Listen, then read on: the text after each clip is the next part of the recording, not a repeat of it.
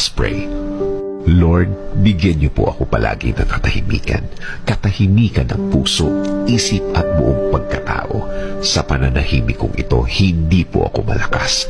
Inaamin ko po sa inyo, Panginoon. Ako po ay naghihina at alam ko po na kayo ang dapat kong kapitan. Alam kong kayo ang dapat kong paniwalaan na ang lahat ay magiging okay, ang lahat ay magiging maayos, ang lahat ay magiging tahimik. Kakapit pa rin ako sa inyong magandang plano. Kakapit pa rin ako sa inyong magandang bukas na pangako. Alam kong ang lahat ng oras na may problema ay mabilis na lilipas, mabilis na mawawala. Alam ko din, Lord, na hindi ibig sabihin na wala akong nakikitang nangyayari ay walang nangyayari. Alam kong inumpisahan niyo na akong tulungan sa ibang mga bahagi ng aking problema. Alam kong magiging okay, Lord. Alam kong bubuti ang lahat. Alam kong makukuha ko ang plano niyo sa akin.